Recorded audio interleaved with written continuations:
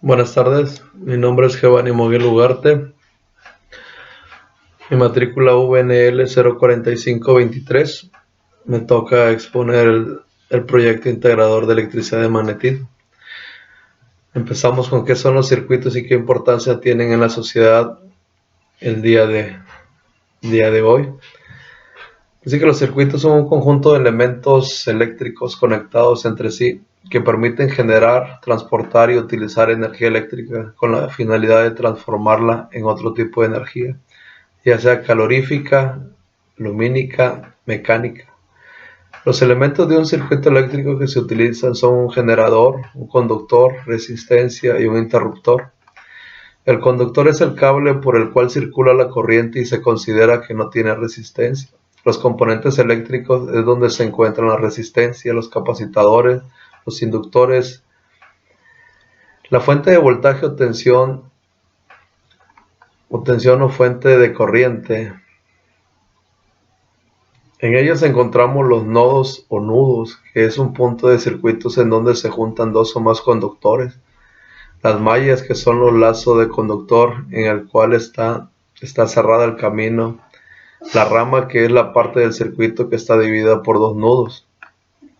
Los circuitos eléctricos son muy importantes en la vida diaria, por ello es necesario cómo resolver los problemas que los utilicen, así como distinguir los diferentes elementos de un circuito.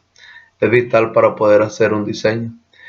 Dentro de la industria son indispensables para saber la fabricación de lámparas o mecanismos que se necesitan de energía eléctrica para su movimiento, como los ventiladores y la licuadora. Tenemos las leyes de Kirchhoff, también conocida como las leyes de corrientes. Postula la suma de todas las corrientes que entran en un nodo, que tiene que ser igual a la suma de las corrientes que salgan en él. Es decir, prácticamente se tiene que aplicar la ley de la conservación de la carga en la corriente en la que se transitan los circuitos. La segunda ley de Kirchhoff, también conocida como la ley de tensión, establece que en una malla o lazo cerrado, la suma de todas las ciadas de tensión es igual a la tensión total que se suministró. Es decir, que un circuito en donde el voltaje sea variado entre cada elemento de un lazo cerrado, la suma de esos voltajes será la misma que el voltaje de la fuente.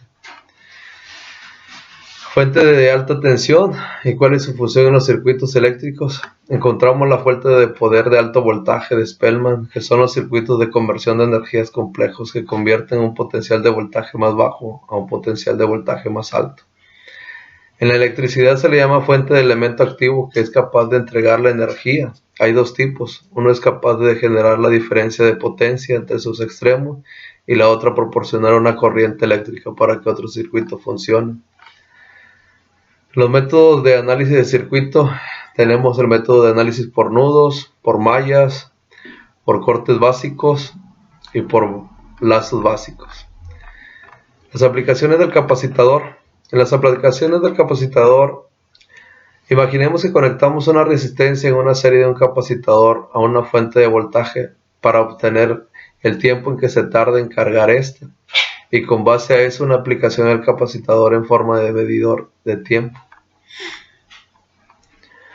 Las capacidades del condensador son muchas, es por ello que el elemento eléctrico o electrónico no debe fallar en un sinfín de circuitos. Los capacitadores, por guardar una carga en cierta forma, se podría considerar como una batería, y en muchos casos de esa forma se utiliza, pero no para un uso constante.